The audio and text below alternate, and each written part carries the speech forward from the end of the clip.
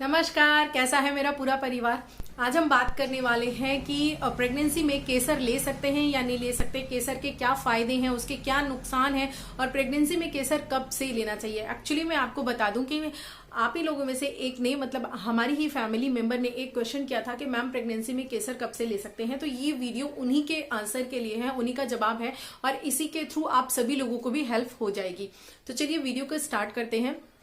बात करें अगर केसर लेने की, तो एक्चुअली केसर आप फर्स्ट मंथ से ही ले सकते हैं, कोई भी प्रॉब्लम नहीं है, लेकिन उसकी मात्रा बहुत ही ज्यादा कम होनी चाहिए। क्योंकि केसर जो है, कहा जाता है कि वो गर्म है, तो जी हाँ, केसर गर्म होता है और केसर जो है आपका लेबर पेन स्टार्ट करने में भी बहुत मदद करता है, जिसको कि आप बोल सकते हैं यूट्राइन कॉन्ट्रैक्शन। यानी कि कहने का मतलब ये है कि अगर आपने इनिशियल टाइम में ही ज्यादा केसर ले लिया है तो वो आपको जी हाँ नुकसान कर सकता है, मिसकैरेज का चांसेस बन सकता है। इसलिए मैं तो ये कहूंगी कि अगर आप रुक सकती हैं तो 3 महीने तक रुक जाइए, क्योंकि 3 महीने के बाद प्रेगनेंसी बहुत ही सेफ मानी जाती है। 3 महीने गुजर जाए तो काफी सेफ हैंड की प्रेगनेंसी कही जाती है। तो 3 महीने तक आप केसर का यूज ना करें तो ठीक है। अगर करना भी है तो आप दिन भर में 2 धागे से ज्यादा केसर बिल्कुल भी यूज ना करें। सुबह एक धागा और शाम को एक धागा, इससे ज्यादा बिल्कुल भी नहीं करें, बिल्कुल नहीं।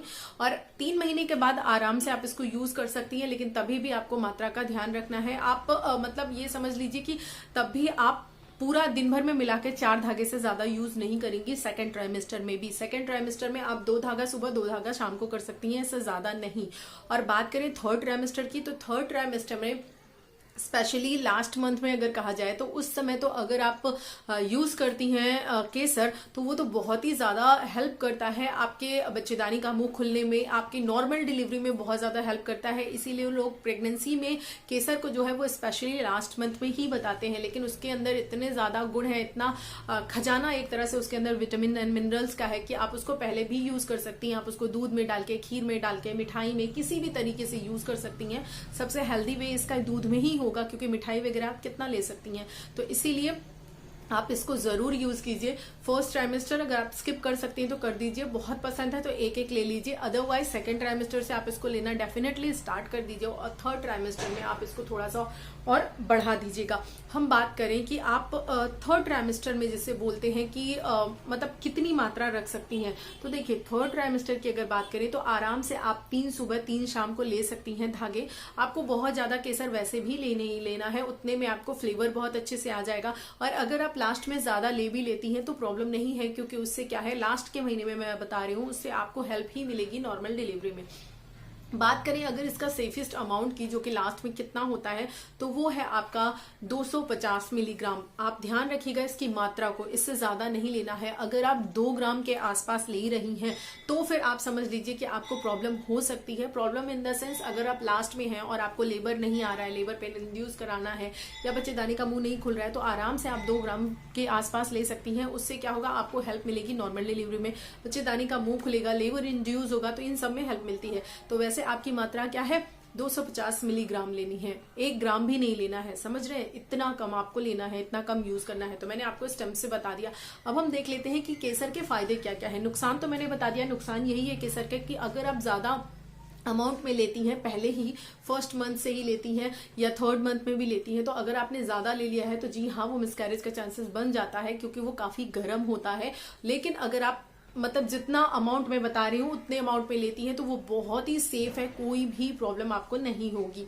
उसके बाद अगर हम बात करें कि इसके और क्या क्या फायदे हैं, नुकसान तो हमने बता ही दिया कि यही नुकसान हो सकता है। उसके बाद फायदे देख लेते हैं। ये आपको मतलब आपकी जो भी कार्डियक प्रॉब्लम है जितनी भी, यानी कि हार्ट से रिलेटेड, उसके लिए ये बहुत ही अच्छा होता है। यानी कि आपको कोई भी हार्ट से रिलेटेड प्रॉब्लम नहीं होने देता है। आपका मूड बहुत अच्छा रखता है, यानी कि उस समय देखिए प्रेगनेंसी में जनरली मूड स्विंग्स काफी ज्यादा होते हैं, डिप्रेशन होता है, इरिटेशन होता है, तो उस समय ये आपकी मूड को बहुत अच्छा रखता है।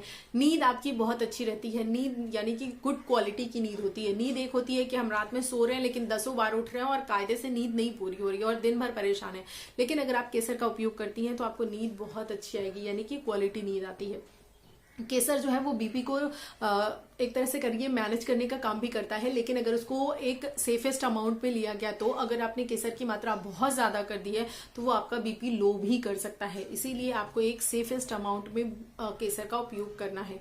और जिसे बताएं और ये किन किन चीजों में हेल्प करता है, जैसे कि आपको मान लीजिए ब्रीदिंग प्रॉब्लम है, ब्रीदिंग डिफिकल्टी है, तो उसके लिए भी ये बहुत हेल्प करता है। अगर आप इसका यूज करते हैं तो आपको ब्रीदिंग डिफिकल्टी बिल्कुल भी नहीं होने वाली है।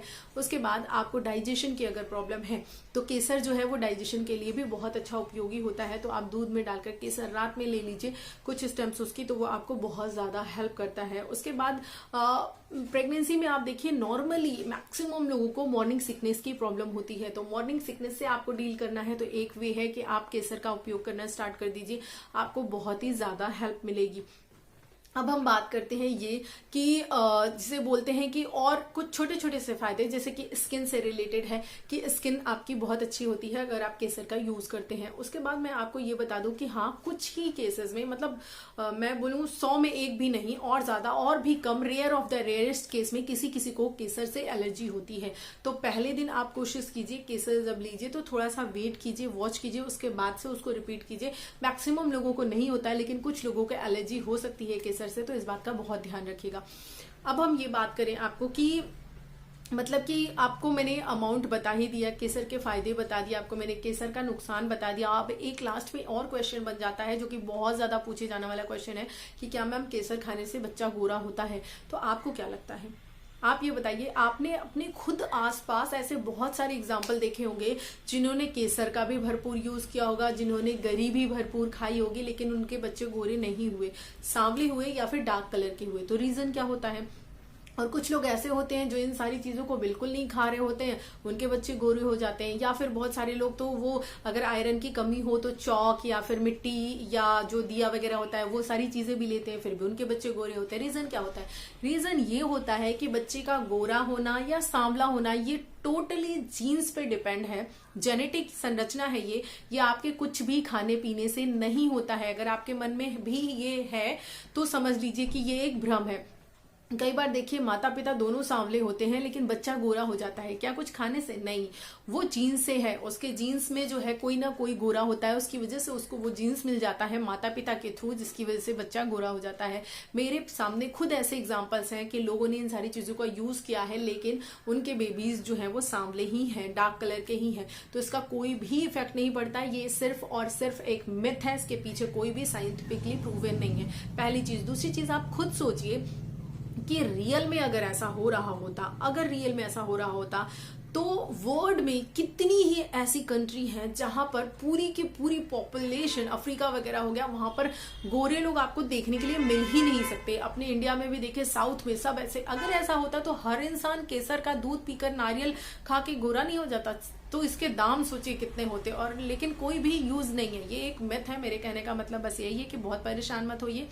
बेबी का गोरा काला होना कुछ नहीं, बस बेबी आपका है। देखिएगा जब वो सामने आएगा इतना प्यार हो जाता है, उसका कलर कुछ मैटर करता ही नहीं है। स्पेशली माँ बाप के लिए तो कभी नहीं मैटर करता। तो इसीलिए इस चीजों पे बिल्कुल प्रेशर मत दीजिए, बिल्कुल ध्यान मत दीजिए। बस जितना अमाउंट बताया है उतने अमाउंट में अगर आप केसर का उपयोग करती हैं, लेती हैं, तो वो आपके लिए बहुत हेल्पफुल होगा। उसमें न्यूट्रिशन बहुत अच्छे होते हैं, बेबी के लिए भी बहुत अच्छा होता है। आई होप चीजें समझ में आ गई होंगी। और हाँ माय डियर, आपको आंसर मिल गया होगा कि केसर किस महीने से ले सकते हैं, ये मैंने आपको बता दिया है, अमाउंट भी बता दिया है कितना ले लेना है। अगर वीडियो अच्छा लगा है, इन्फॉर्मेशन अच्छी लगी है तो वीडियो को लाइक जरूर कीजिएगा, इसको शेयर कर दीजिएगा और इस ब्यूटीफुल सी फैमिली को सब्सक्राइब करके इसका हिस्सा बन जाइएगा। अगले वीडियो में मिलेंगे, तब तक अपना बहुत बहुत ध्यान रखिए और मेरी तरफ से बहुत सारा प्यार and thank you so much कि आप हमारे ब्लॉग्स को पसंद कर रहे हैं।